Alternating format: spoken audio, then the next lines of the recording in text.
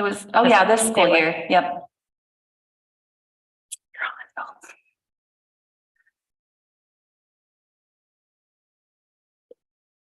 So I think, are we waiting for Dr. Lawson to join us via Zoom? Is he there? Okay. Well, is he, yes, please.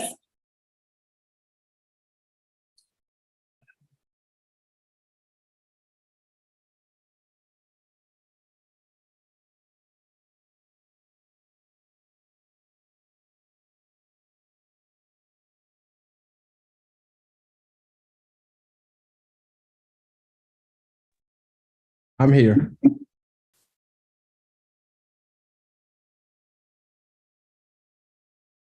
Okay.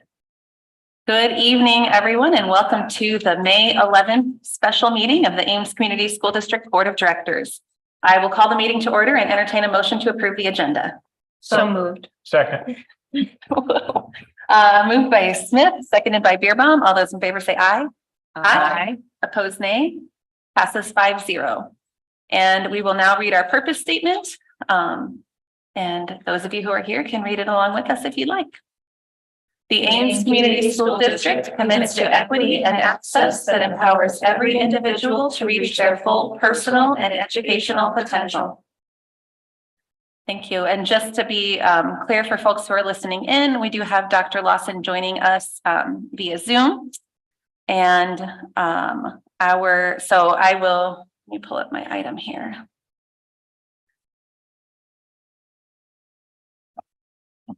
So I will take off the table the action item listed here as 3A 2023-24 reappointments list.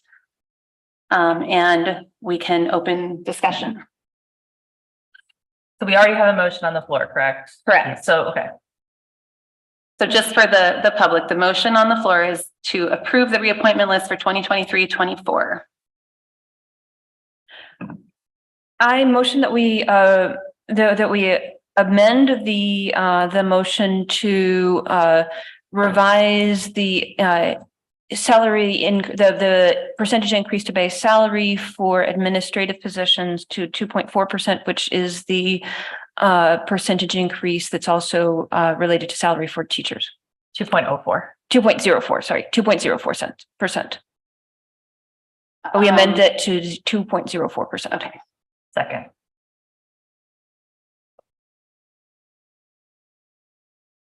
Discussion? So I think the 2.0% we've based on the salary increase for teachers. And that brings the current administrator salary increase down from 3.23% to be equal to teachers. There's something else I was going to say about that. Yeah, I think that given the amount of budget cuts that we've encountered and the number of teachers and positions that we haven't been able to fill, that it's appropriate to peg the raise that we give administrators to that of teachers. Yeah, Kelly basically said the same thing. I mean, we also have other thoughts on this, but I think this is related to the motion. We do think that that pegging salary raises from administrators to teachers makes a lot of sense.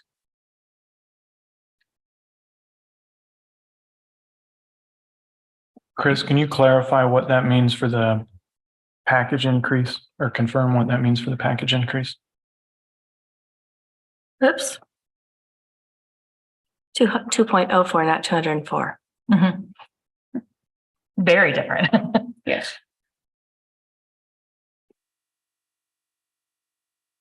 There we go. That would bring the package increase down. That ends up, because of the positions that we've hired lower than what their predecessors were.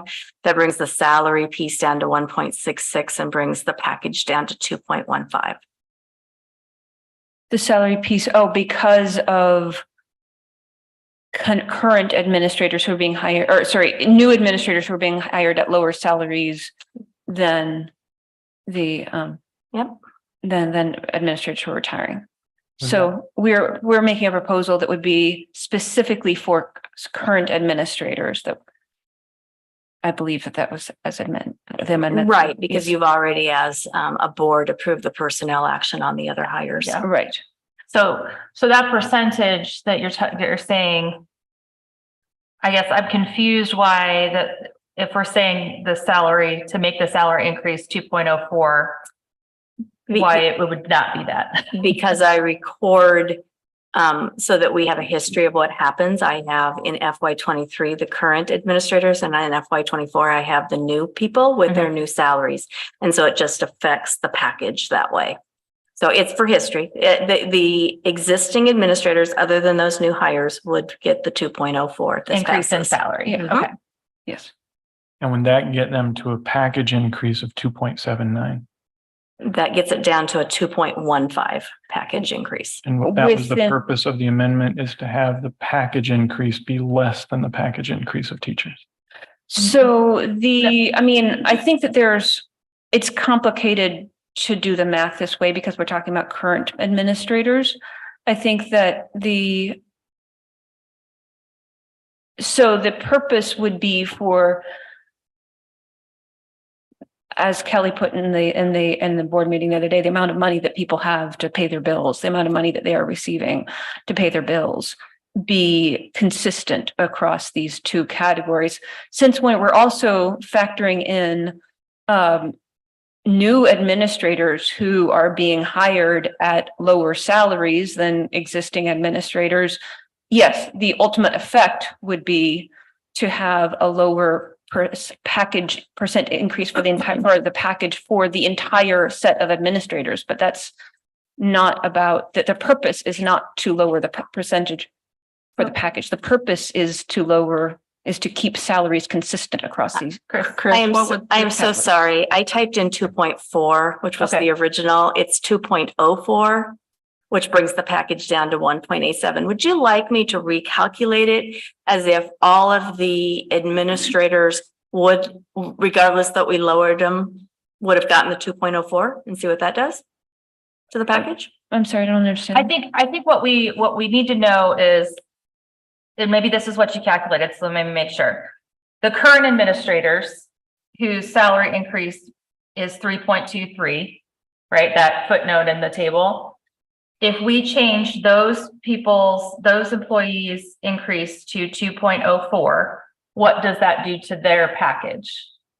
Because my guess is that you're looking at the group as a whole still with the new hires. So I think the problem I continue to have with this, one of the problems is that we look at them as a group. Mhm. That's how they're looked at. Well, these are different groups. No, Well, I'm no, I talking see what about you're saying. looking at the administrators not as a group, but Yeah. that's how we look at them in this process. And to me, if we don't want to look at them that way anymore, we need to change the process. And I don't feel like the time to do that is at the 11th hour. of the I budget agree. It's process. not the time to change the whole process. I think though that it is, I mean, it is upsetting that some folks are gonna get 3.23% more take home pay.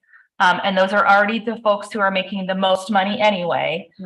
Meanwhile, we have, I mean, we could go down to the EA level, but we have people who are not getting that much more take home pay. Chris,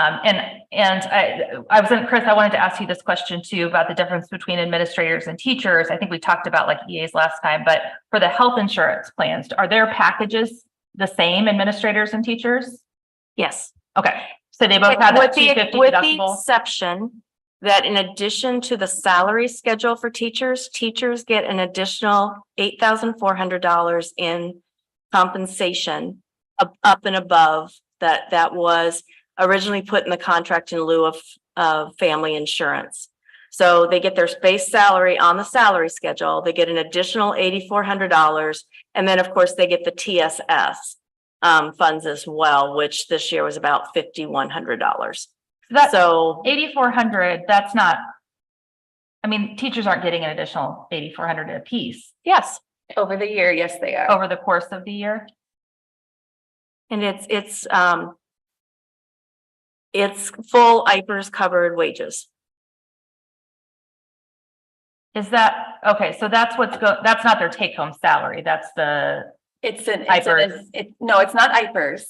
it's IPERS eligible is Okay. what Chris is saying, but it is additional funds that they receive in lieu of having family health insurance. Ah, Oh, if they don't do family. No, No. for family Yeah, health we don't have insurance, to- so they all automatically get And that. administrators don't get 8,400. but they also don't get family health insurance. No. We don't do family health insurance for anybody. Okay. We are self-insured and we cannot provide a higher level of benefit for highly compensated employees than we do for the rest of our employees. The rest of our employees get single insurance, therefore it would be illegal to give the administrators family insurance.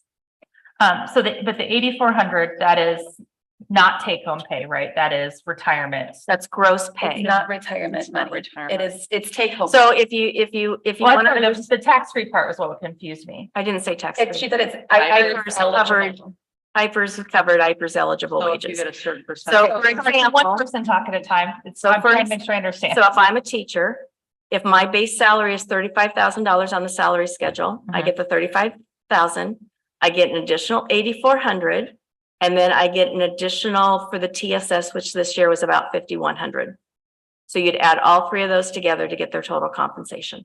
And then all of that, if they're getting a percentage into IPERS, that is all counts towards, like, it's all factored into then the percentage, it's a percentage of all of that they get into IPERS. So that's why that IPERS piece is important. Okay. It's a huge benefit to our teachers that it increases their IPERS wages at retirement. Mhm. It also is a way to equalize between married individuals and single, because they all get it regardless of whether they take family insurance or not.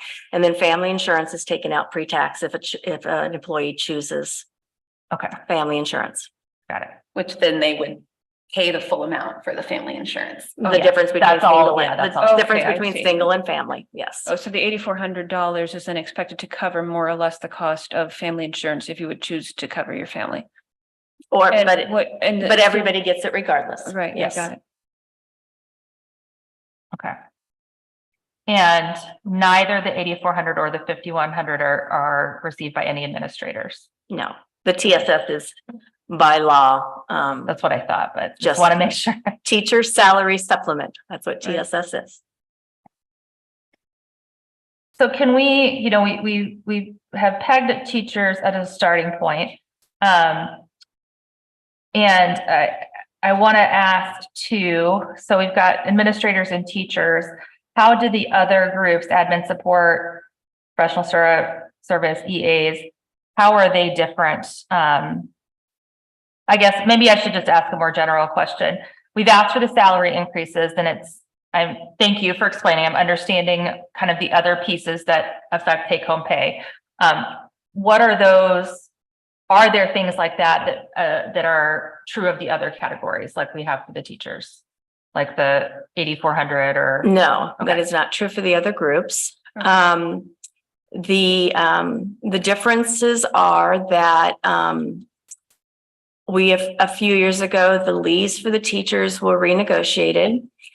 We eliminated the emergency leave for teachers, but created a PTO. Emergency leave was specific for for specific purposes. It was the family sick leave. It was snow days. It was my water heater exploded. And we created PTO, which can be used for anything. Mhm. And then we allowed them to use 10 of their sick days for family sick leave So instead of the emergency leave. those are teachers, right? Those are teachers. Okay, Everyone else in the district, with the exception of administrators, everyone else in the district gets the sick leave that is set by statute. I don't know if you understand that sick leave for school districts are set by statute. It starts at 10 days per year and goes up to 15. You can't do less than that. School districts can do more. Teachers negotiated last year to have their start at 12 to go up to the 15 instead of the 10. But everybody else is on the 10 to 15. Support staff get 2 personal days. Administrators do not. And everyone, all the groups except teachers get up to 8 emergency days, 5 that are given and 3 that can be converted from sick leave. Any other things that affect take home pay? Oh, take home pay? No.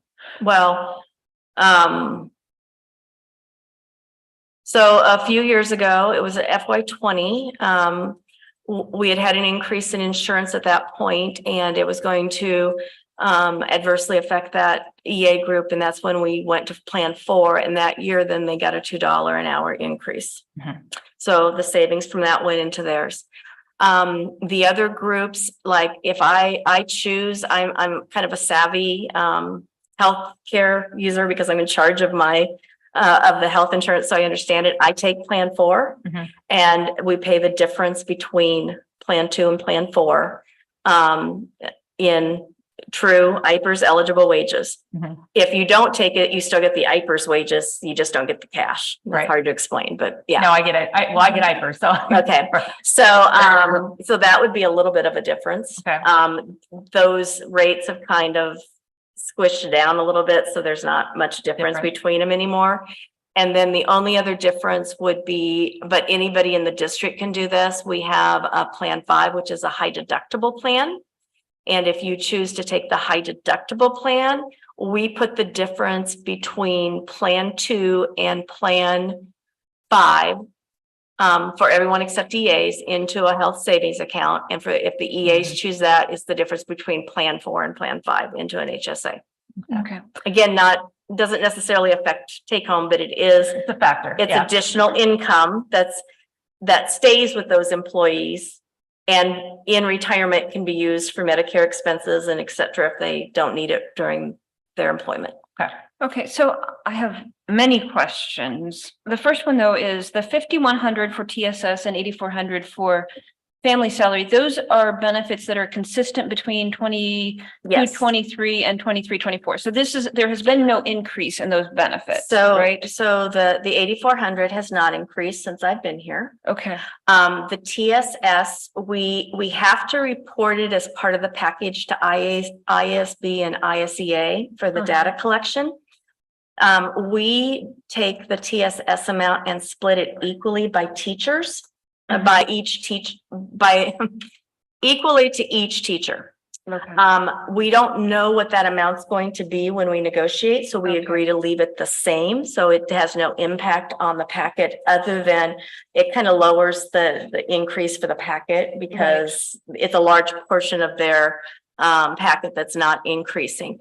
In the fall, what we will do is we will take the new allocation for TSS. We will look at any carryover that's from this year, and we will take that times the staff or divide that by the staff on staff next September. Okay. So to give us a sense. So I can't tell you it's not going up. I understand. Yeah. So to give us a sense, just a ballpark understanding, how much did it increase between 21-22 and 22-23? I understand that this is that past performance is not an indication of future performance, but it just depends, and it will go up next year because we're going to have less teaching staff. Yeah, that's what I think. Be fewer folks to divide it between. and the legislative allocation has stayed constant. No, it's based on the number of students you have. Oh, And so the number of students it increases by the state supplemental aid. Okay. So if your enrollment goes down by more than what the state supplemental aid is, you're held harmless. It stays the same. That's what happened the COVID year. Our TSS, all those supplemental funding sources that are tied to SSA stayed the same because we had that 200 student loss that year. This year it went up slightly. So let me see so this year, the amount of the TSS, 5,558. So it went from 5,100 Nope, that's this year, FY23, 5,558. not 5,100. No, I'm sorry. I didn't know I was going to get asked this, so. You're good. 5,500. The year before it was 5,557. So that was the year that it stayed the same basically. And we have about the same amount of staff. I can go back further years if you want to, but it varies from year to year. I will say that, in fiscal year 22, we still had the 10%, across the board reserve on our balance. And there was a law that passed that said you had to distribute that by June of 23. We distributed that in June, in fiscal year 22 to the teachers. So, so yeah, these 2 years, it didn't change much, but it's been as low as 5,100 and gone up. That's why 5,100 sticks in my head. I have a really quick question, and I'm sorry if I missed this, but when you say the package increase for teachers is 2.79%, does that include the 8,400? And the It does, but it's the same in both years, so it doesn't. It's not an increase. It's not an, constant. it doesn't contribute to, so when It you doesn't- have a piece of your, and this happens in insurance too, when you have a piece of your package that doesn't go up, Mhm. it lowers that package Mhm. increase. And the same with the TSS, we have to report it as part of our package, but we agree to leave it the same. So, Okay, so it's very hard to know what to do with this information. It sounds like there's about I mean, it's great that we have this extra approximately $14,000 right now that goes into each teacher's salary or each teacher's take-home pay that is not part of their official salary. And also we have no idea to how, like, there's very little way to know how it's going to change over time. It may well go up by ballpark guess, maybe a few $100s this year, but it's hard to know. And the other thing you have to understand about the 2.04 for the teachers is that's the teachers as a group. Right. So if I'm a like a 10th year teacher, the $300, so if we put $300 on the base, at the very, whether you cut the top or the bottom, the MA 45s, 17s are down here, so I consider it to be the bottom, but it's really the top of the I've seen the schedule. chart, so I'm Okay. with you. Okay. That $300 becomes about $650. So if I'm at the very top, I don't get a step increase. It's about a 2.2% increase or escalation. But if I'm in the middle of the schedule, I am getting that escalation on the $300 plus a step increase, which is about $2,100. So that 2.04 isn't what every teacher is going to get as an increase. That is for the group as a whole. Yeah, no, Yeah, I do you're understand right. that. And that is for the entire category of teachers, including new teachers, right? Well, the new teachers, depending, well, the new teachers, if they didn't work for us before, are going to get what we settled. Right, on. right, Yeah, right, they're not right. going to get a step increase. They're going to come in. We Yeah, can bring right. teachers in up to 10 steps. Right, I understand. So, yeah. But this, I mean, so we have here a figure for for existing administrators, but we don't have an equivalent figure right now for existing teachers. So an existing teacher would, or an existing teacher, I'm not sure what you're asking. You were asking about new employees. Yeah. So the only individual that is going to get only the $300 is a brand new teacher with no experience that does not work for us yet. Right, okay. So, since Alan asked about the package, and that being equal for this year, I need to ask about the summary and package history. Because in those years, the package was not the same across the different groups. So why, what changed to calculate this differently? Okay, so if you've got that document, I put a revised one up there. Can someone put this up on the screen too, please? Put Dan, it says package history revised. Yeah. It's on the top of that reappointment. Yeah. Nope, the other one. There you go. Thank you. So things happen and then you have to go back and remember the history. So if you look at FY 21, the packages were all basically 1.71. The teacher settled at 1.74. We did 1.71. Custodial and maintenance at that point was their own union. We negotiated with them. So that negotiation that year was 3.3 for them. Okay. The admin support is the only one that stood out, and I had to go back and look at what happened. And we had a situation where we had a vacancy within that group. And when someone was brought into that position, they were given a significant increase. Gotcha. That would have, had I taken that off of, would have penalized every other admin support person in that group. Gotcha. I mean, it was 15,000 more. It was Okay. significant. Okay. Okay. And so at that point, I did not believe that because we hired someone into a position much higher than the predecessor had been, The others. that it was fair to penalize them. So that's why they're at 220. Okay. What I did is I calculated it to be 1.71 and then put the new increase in. But I keep the history. I want the history. Yeah. Okay. Yeah. So then if you'll look at FY 22, originally we were at, we were supposed to be at the teachers at the 1.76. Mhm. So some of them, some of them, because of the way the packages work, you can't get right at one point, you know. Okay, the professional services, and I had forgotten about this until Sabrina asked me to put the originals on. I wanted to show the mid-year increases we did that year Mhm. for the support staff. I had forgotten that that year, the contract with the courts for the juvenile court liaison required us to increase that position significantly. Okay. Like from 39,000 to 43,500. That was a requirement of the contract.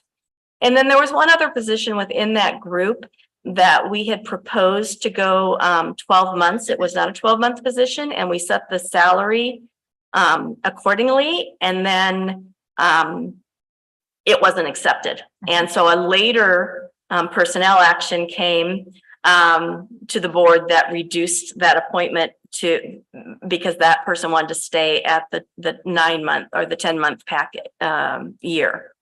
So the main reason that they were higher than the 1.71 was because of that JCL contract. Okay. There were some promises made to some positions that were filled in 21 that were brought in lower than what those administrators asked for. And there was an agreement between the superintendent and those administrators at that point that they would get an increase that following year. One of them it wasn't a promise. It was the athletic director that we just hired higher. And the same with one of the other administrators. It was a vacancy. We filled it. They asked for more money than the predecessor. It was granted, but one of the positions was guaranteed an increase when they were hired. So that's one of the reasons that the administrators that year were higher than the teachers.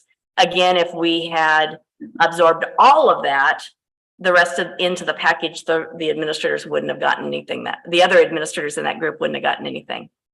And then where it says revised for the salary and package, other than the professional services, those were those mid-year increases that we gave. If you remember, we gave the custodians and the custodial maintenance group and the EAs $1.65 an hour. And I believe we gave the rest of them, I meant to look that up today. I think it was $1.40. So that's what ended up happening to those packages. Okay. So then the next year. Sorry, Chris, can I ask you? So, that final number on the revised percent, is that percent over and above the original or No, that's percent including- total? That's Okay, so, including it. so for instance, professional services, the percentage increase in packages actually dropped It dropped from because of what 3.05 to because of what I 2.66. just explained. That one person did not take the 12-month Oh, position. They okay. wanted more salary than we were Okay, I willing think I to didn't, yeah, okay, got pay it. for it. Right, And so we took it back to the board as a personnel action to take it back to okay. I a got it. non-12-month position. So for instance, that year, the EA started out with 31 cents an hour. They got an additional $1.65. So the total increase in pay for those positions was $1.98. Now they didn't get it the whole year because we did it mid-year, but Right. that was Yeah. that was the end result. Then in 23, what we did, I talked a little bit about what Paula tried to do on the administrators to get them on a schedule. But what we tried to do for those support groups was to get them all between the 2 years as close to 10% as we could get.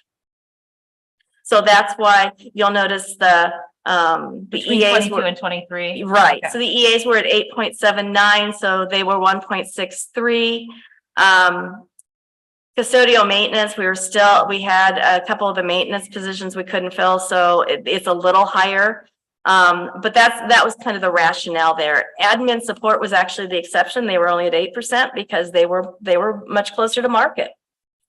Professional service was also, Professional services, we gave a little bump because they didn't get anything mid-year the year before. They were the only- close to 10%. No, Okay. no, but we gave them a little bit more because they didn't get a mid-year bump like everybody else did. Gotcha. Okay. That group is primarily salaried employees. So what I'm taking from this is that you have usually started with about the package increase for teachers, applied that, and then tried to find where there were anomalies and balanced that out. To not punish those who were outside of that. Right, normally you can absorb it, but when one position increases by $15,000, that you can't absorb it. Yeah. And that's what happened in a couple of those cases. Okay. Thank you. Yeah, and that there's also been sort of an attempt to balance across new and existing employees. In normal years, yes. So if someone had came in, like if we had hired the high school principal and it was just 1,000 more, we would have just absorbed it into the package. Mhm. If it was 20,000 more, you just can't. Nobody else in the group would get an increase. Right, And those are usually approved by the board right. before we do the packages, because we hire those, but all those new positions were hired and approved long before we did these packages. Yeah.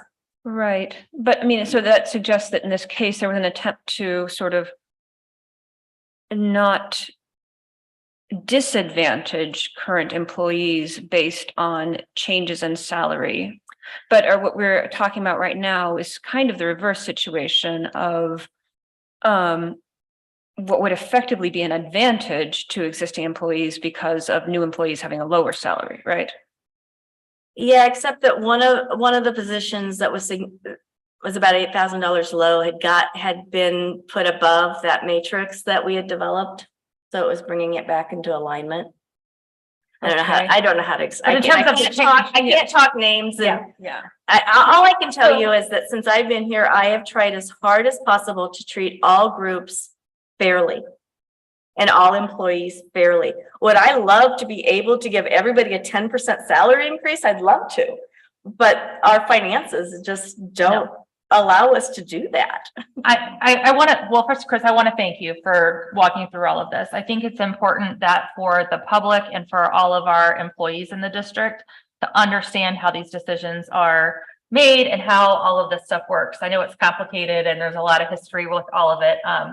But I know that I personally have heard a lot from teachers and a few administrators that they appreciated trying to understand this more because it looked at first glance to be very inequitable. And so this explanation helps us understand and see that, you're actually working quite hard to make a lot of these things equitable.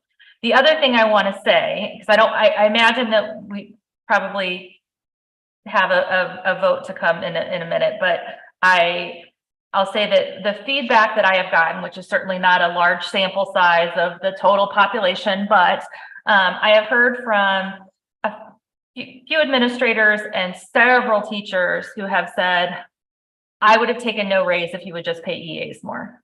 And I think on that principle of in a time where we're cutting teaching positions and where we have to make all of these cuts, it's very hard for me to, even with some of the other adjustments, to say we should give that much more take-home pay to administrators because, even with the percentage of 2.04, the number of dollars that is still, quite a bit more than for most teachers.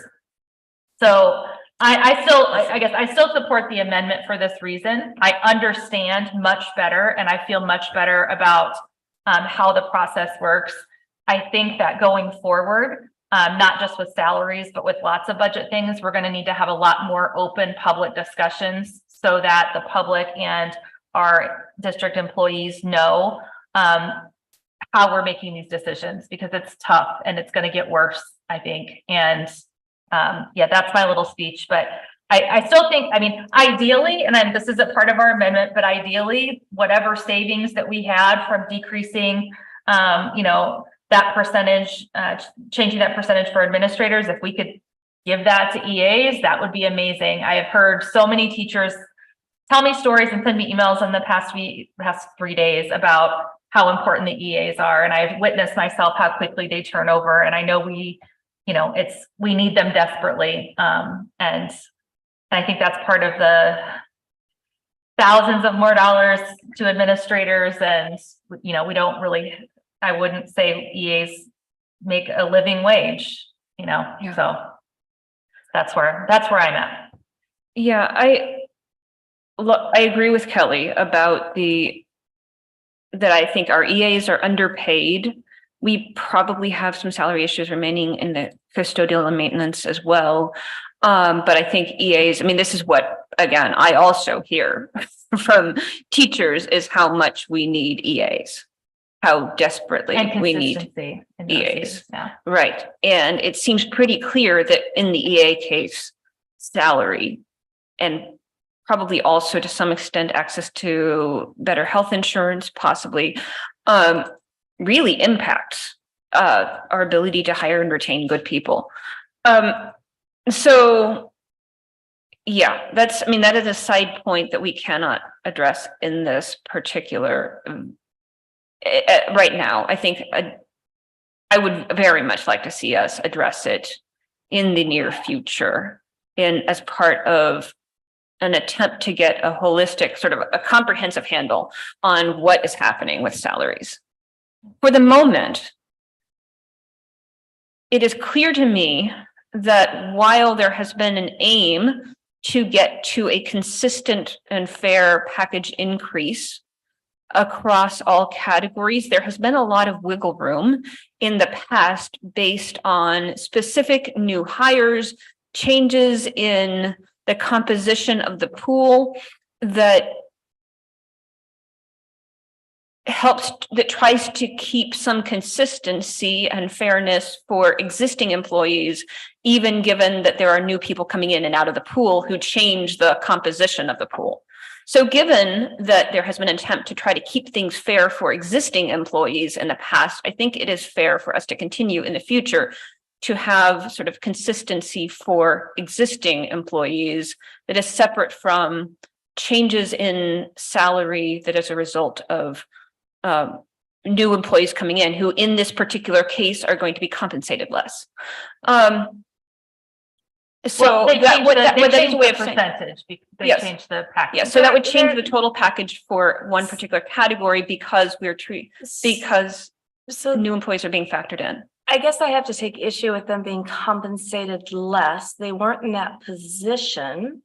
Well, okay, so They're compensated less than the person leaving the position. yeah, that's what I meant. We're talking Yeah, they're about- compensated less than the but person whom they're replacing. That happens within the teachers pool too. If we Right. have an MA 45 18 leave and we hire a BA 2, there's a savings there. But we also have where we have a BA 2 leave and we may find a master's 10 Right. that is the best qualified teacher. And that's how we hire teachers. We Yeah. hire the best teacher that we can, not the cheapest teacher we can. No, agree. So Yeah, I those understand. changes happens within that pool as well. Yeah, I understand. We didn't get a figure for the percentage increase only for existing teachers. That's what I was trying to say earlier, is that we didn't, here in this figure, we don't see, you calculated here presented in the footnote with a hashtag or number, Right, but- current administrators 3.23%. We don't have But the there's- equivalent figure for teachers. And there's a lot more to their package I as well. understand. There's their base salary, and if they're moving on step, there's longevity for teachers that are been here for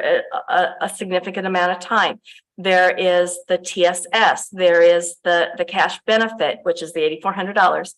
There are all of the activity and athletic stipends Yeah, I that can understand. contribute to that. I So- understand. Yeah, so there are lots of variables that go into it. Nonetheless, what I was, this is the point that you just made that we don't have, is that we don't right now, it is hard. I imagine what you're saying is that it's hard to calculate an offended figure equivalent to that 3.23% for existing teachers because of all of these other variables. And it depends on whether they're moving on step or not. Right. Well, So- and I'll say, the pool of teachers is so much larger that I wonder how much impact a few changes make. Yeah, it's Compared, yeah, it's but- possible that but those changes anyway. don't have as much impact on the average across teachers. In any case, what we have is 2.04%. For changes in teachers, which is what was calculated. And I still believe that it is reasonable to peg the increase for existing administrators, especially given that we have a history of making these kinds of adjustments in the past, to peg the increase for administrators to the increase for teachers. So I have a couple of things I want to say. First is I completely understand, first of all, the desire to understand this process better. It's super complicated. And the more we all talk about it, the more we understand and recognize that it is incredibly complicated. I do really believe that considering them as groups, the teachers are part of an association. We negotiate with them. This is what they have agreed to with the district. Treating the other groups the same way that the teachers are treated, to me, seems equitable. So whatever that we negotiate with the Teachers Association, applying that to the other groups, to me, seems equitable. I am struggling a lot with the conversation that we've had here this week and with the conversation that's happened in the community and in buildings, because I feel like we as a board have pitted groups of employees against each other. And that is something a board should never do. By talking about whether we take money from one and give it to the other, we are not contributing to a positive district culture. We are not ensuring that all staff feel valued and helping relationships with staff and the district office, with staff and their administrators. And that makes me really not feel good. In terms of talking about turnover, we have had huge administrative turnover. And I think we all recognize the challenges that are presented when we have unstable leadership or leadership that is continually changing over. Part of the reason we're having this conversation is because we hired 4 new building principals out of 7 building principals this year. That is huge. And there is not a big pool out there for administrators, and there are a lot of jobs out there. So I want to be really careful that we are valuing all of our employees and helping them all to feel welcome in our district, including our new administrators, that they feel welcome and that the board values them, and that we also want them to work well with their staffs and their teams. And so that's probably my biggest concern with making a change at this stage in the process, because the process has been seen through and we're trying to change a little piece of it at the last minute. And to me, that takes away from the equity we're trying to achieve with the process.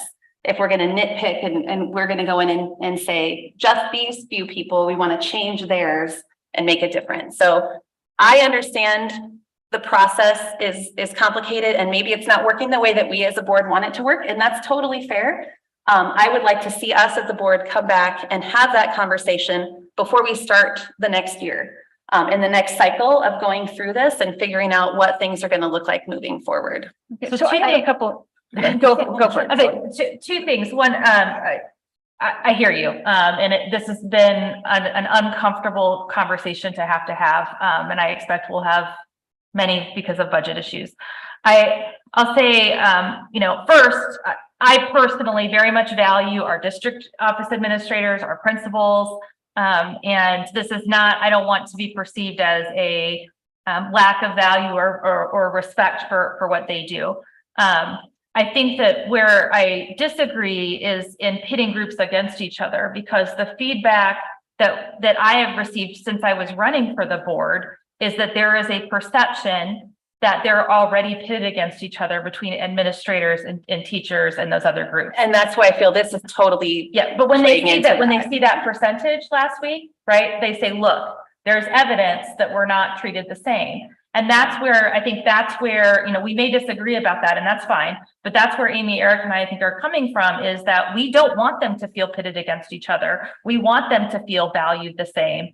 And I don't know that they do right now. And I think, yes, we need to do better with the process. And not to say that it's been bad before, Chris, but we need to, like, I hear a lot with budget stuff. It's complicated, and I get it's complicated, but guess what? We need our public and our staff to understand why we're making budget decisions the way we are. And saying it's complicated isn't enough of a reason when we're losing teaching positions, right? And maybe, you know, who knows what's going to come. So whatever we decide here, you know, I think we still have to address this issue because groups do feel pitted against each other. And I don't think that we've made that worse. I think we've made some people feel heard. Yeah. So I would say, I also want to say that first of all, I do not mean to make administrators feel undervalued. I can't express how much I'm aware of the importance of administrators in buildings. We absolutely need to hire, retain, train, develop, and wildly promote and tout excellent administrators. And I'm excited about the hires that we've made. I'm optimistic about the people whom I don't know much about some of the people whom we hired, but I am really optimistic about our current pool of building administrators, or what I know of it. And I think we have potential for them to get even better over time with development. And none of this, so this is not about me trying to punish existing administrators or trying to indicate that existing administrators are in some way that, like, we need to have a zero-sum game between existing administrators and other categories. I think we all grow as a team better when everybody feels supported. I agree with Kelly that my perception is that there has long been a perception, and I have become more aware of it in the past week than I was before, that there has long been a perception that these groups are at odds, that there has been a latent feeling out there, sometimes not expressed, that these groups are at odds, that administration sometimes benefits in ways that other groups don't. And that once the numbers were out there that seemed to confirm some people's perceptions, I think it was very hard for us not to respond to numbers that were already out there in the public eye. I also, and as far as package versus salary, I think there is a real difference between total package. And again, we have had variation across total packages over time, total variation across these groups in total package over time to try to make things feel equitable. And yeah, so we've had this variation already existing over time because of these concerns about equity, or equality, or fairness. And I think for most people, most people care about, do I have good health insurance and how much money do I have to pay my bills? And ultimately, these people are not really thinking about their total package when they think about how they're valued. They think about those two categories of things in their lives. If we hold the amount of health insurance people have across the different categories constant, which is not totally constant, but if we hold the amount of health insurance people have across these categories constant, then what we have to try to keep fair for people is the amount of base salary. And that's, I also want to point out that we've been using the word equality. There's been a lot of use of the word equality, and I'm not sure entirely that we always mean equality, equity. We've been using the word equity a lot. I think we would have to have a serious discussion about what we mean by equity in order to evaluate this clearly. My understanding of equity is that people get the things that they need to be able to succeed. And that sometimes this means that the people who need the most get the most. What we have in this case, unfortunately, is a situation in which the people who are, at least in terms of salary, need the most are not getting the most. They're getting they're not. I mean, that's, So unfortunately, I am not sure that any of the solutions we're discussing right now really fully get us to what I would actually consider equity, or I think this is at least a debate that we would need to have. What I think we can try to get to is something that seems fair to everybody. So one, I've been thinking about why we're using the term equity, right? Our goal is educational equity for the students. Right. We've seen in the past to get the best success for students. If you don't have the right administrator at top, maybe that's destroyed, Right. right? So spending money on good people at all levels is absolutely critical for that. Now, doing it in a fair way totally makes sense. The societal issues involved, like this idea of pitting people against each other, that's not just at the district. You look at any organization. Yeah. That's common everywhere. Mm-hmm. I'll say the same thing I said to a group of teachers yesterday. Well, whenever it was. I think everybody in the district's underpaid. I think it's appalling what we pay EAs.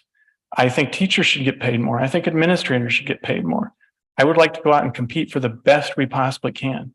That's not the system we work in. It's a zero-sum game that the state set up to rig against public education. We can't change that. But what we can do is hire great people, and we hired Dr. Lawson. And we hire Dr. Lawson and we say, hey, here's an impossible thing for you to manage. Make it so we have the best education possible with the amount of money we have, and balance all those pieces and understand the complexity and work with your staff for months and try and do the best you can. And you're always going to fail in some way, right? Like, I would hate to have this job, right?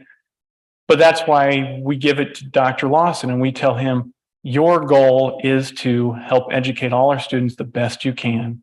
And here's the high level priorities from the board about how to do it. And then we trust him to go do that. And we review that and we talk to him later and maybe change some things. I look at this package this year, the same as every year, and the same as it's going to be horrible next year. It's an imperfect system.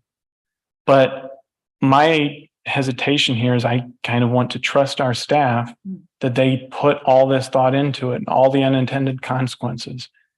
Every time I've ever seen, either while I'm on this board or other boards before me, make policy or changes from the board table in really complex areas, it's always blown up and caused issues. And, you know, in this case, it'd always be perceived we're taking from one group or doing something, right? And as far as the administration goes, I mean, like I said, we've seen what happens when you have poor administrators. You know, that's a place you can have dramatic difference, right? And we need the highest quality administrators we can, and it's a highly competitive market. I don't like the fact that that means we have to trade things off, but we do. So for me, if I'm looking at it from the equity perspective, I'm thinking towards the goals we gave Dr. Lawson of educational equity for kids. And he came back and he said, this is the best way that we can do that. And I'm respecting that, you know. Now, that doesn't mean we couldn't do better transparency in how that comes about. And there are processes for that and methods to do it. But I would be very hesitant to make any change at this juncture after everybody put in the time for that. So that's where I'm at. I respect it. I think we're probably about ready to vote, I would think. I think one kind of big statement, and it reiterates something I said earlier, is we rely on our staff to tell us, you know, what you all are the experts in your fields. Given the situation of public education in Iowa in terms of funding, I don't know that it's ever been worse, which I think increases our responsibility as board members. One of our primary jobs is to oversee how money is spent and make sure it is spent in line with the priorities of the district. And we can interpret that, you know, in different ways, right? Retention and recruitment of good administrators, of good EAs. You know, I think, yes, we need good administrators to lead, and they need employees that are going to stick around and be able to be part of that organization. So I think as board members, we're going to have to trust but verify, and trust and ask questions so that folks understand how we're doing this, because doing it, not looking at these things closely just breeds that distrust between people when they see numbers on a board thing that we just vote yes and there was no discussion, and I think it makes the problem worse. I think Yeah, it's I also I think it's say- fair to have the questions come and to explain it, because like you said, when you understand this is how the process works, this was a weird year, and so it came out a little bit differently, right? You can explain something that looks weird. That doesn't mean that we have to go in and Well, try I to still fix think it it was at the unfair, last though, minute. so that's why we disagree. I mean, I Yeah, think, I would say also that Alan said something about setting policy at the board table is not a good idea. I am not sure, or that it's not a good idea, that it tends to go badly when boards set policy from the board table. I think that's what you said, or did I miss? No, he That's not said, what he as said. an example, setting policy or doing anything that's something complex that would typically be in the staff role, Right. trying to change it at the board table. But we're not just a But- rubber stamp. We're not a rubber stamp, and also, I mean, I think it is actually the board's responsibility and both right and responsibility to review policy and on occasion change it if necessary to reflect community preferences, to reflect our understanding of what is in the best interest of the entire community. We are, in some sense, responsible for reviewing and a check on what is happening here within the board. And I think that is very much our role as board members. Well, and I I would think, say, and I would say that as far as whether it's set at the board table or not. I think we know where you and I stand, and I think Yes. we know where Alan stands, and I want to give Sabrina and Michelle, if you wanted to say anything. well, let me then I'm answer ready the to one question, vote. then I'll be done. I absolutely agree that it's our responsibility to do that. My comment was more like doing it quickly and ad hoc, like you put more thought and time into that. So the thing for this one to me is more that staff spent months on this. Us at the last minute making a tweak seems problematic. But we had days with it, though. Yeah, That's the I mean, thing. We had this is- days to talk. with Yeah, it. and but if you don't also, like the I mean, if process, we you don't can change it receive next the, time. and also if we don't receive the numbers until the last minute.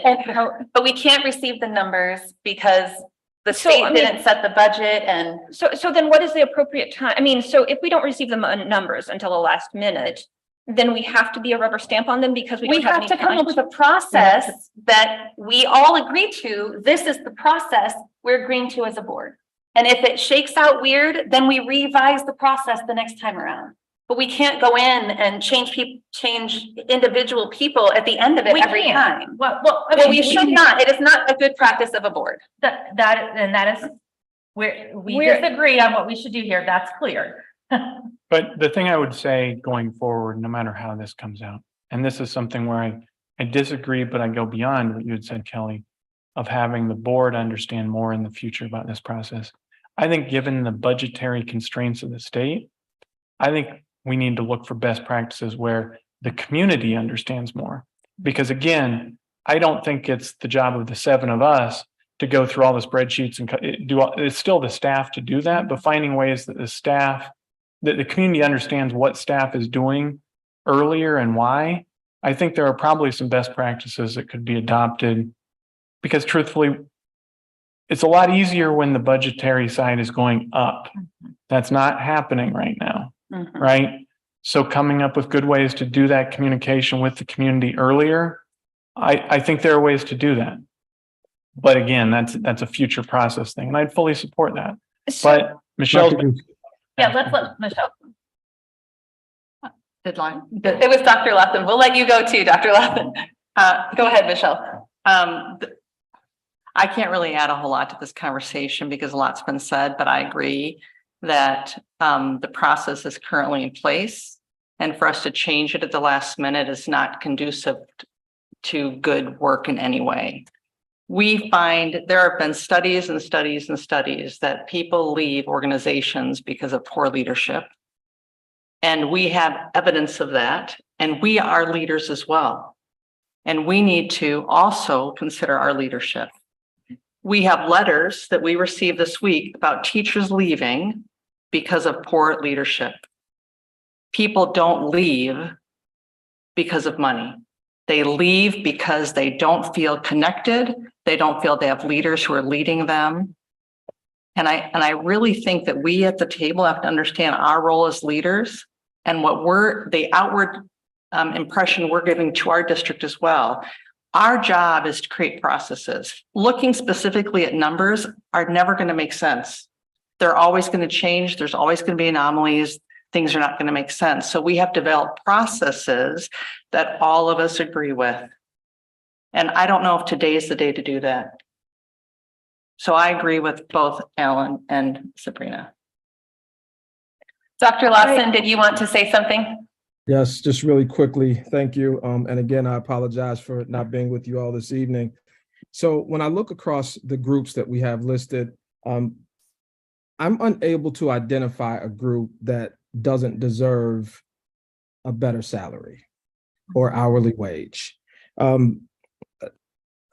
School finance and this budgeting process are both really complicated, as we've all discussed this evening.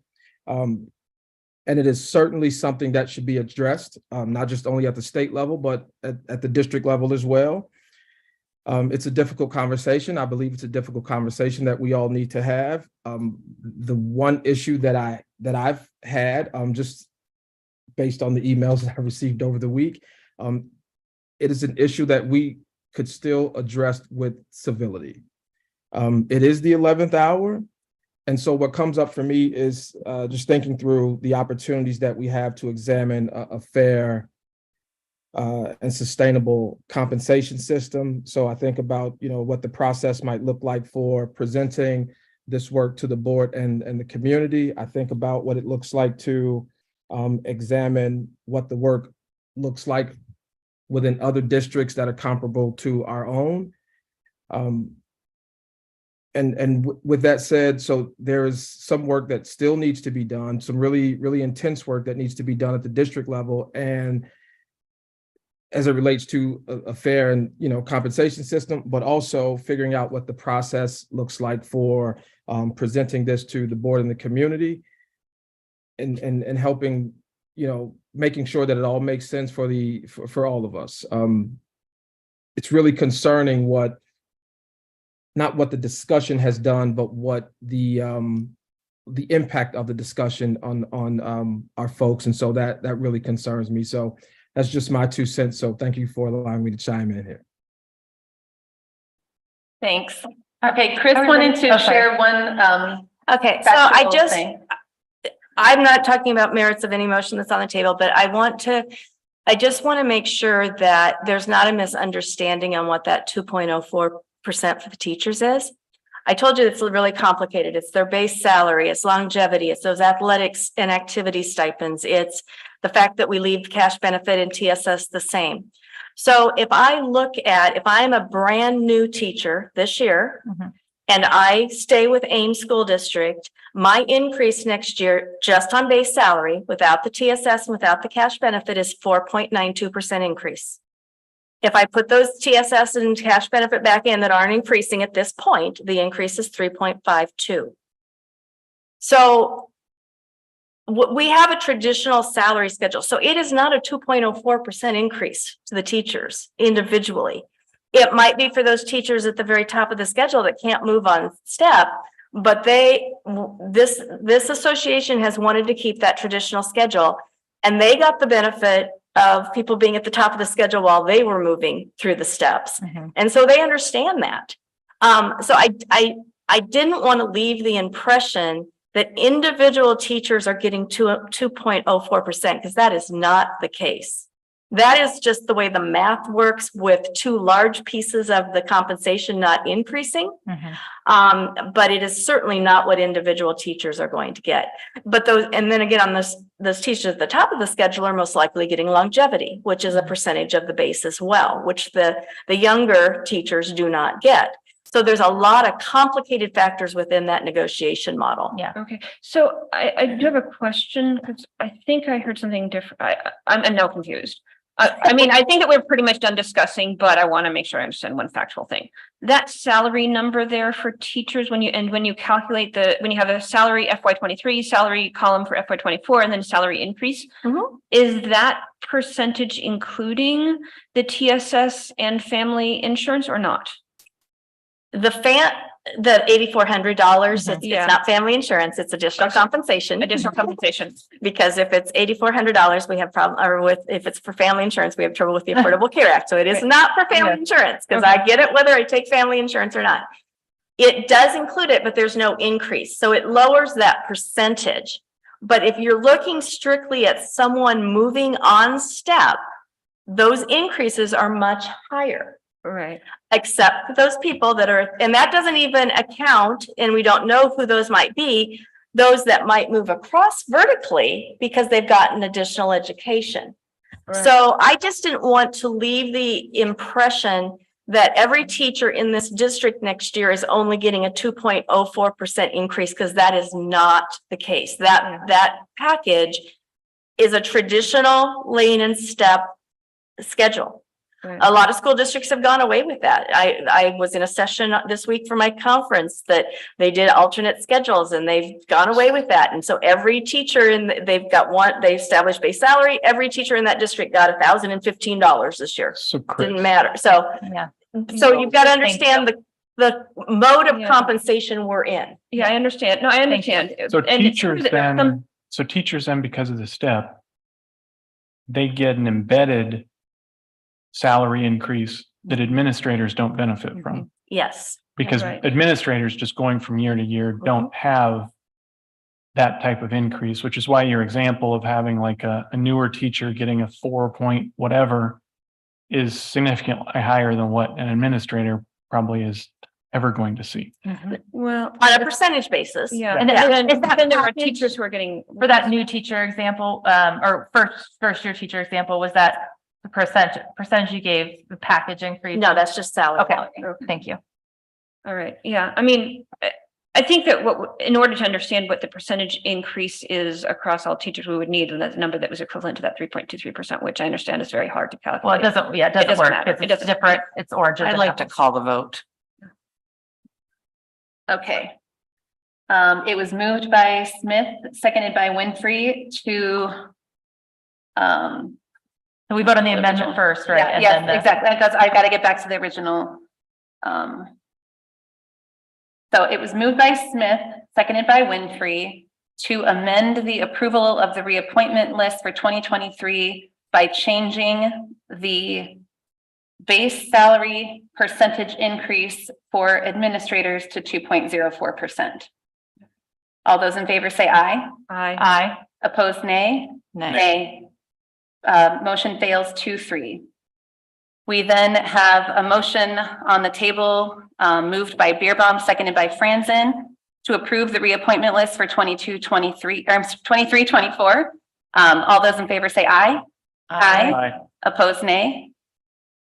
Abstain. I'm abstaining from that one. Yeah, I'll abstain too. Okay. Motion passes It's still 3-2. Three- 3-2. 3-0. 3-0-2. Okay. I will entertain a motion to adjourn. I move we adjourn. Second. All those in favor say aye. Aye. Opposed, nay. Passes 5-0.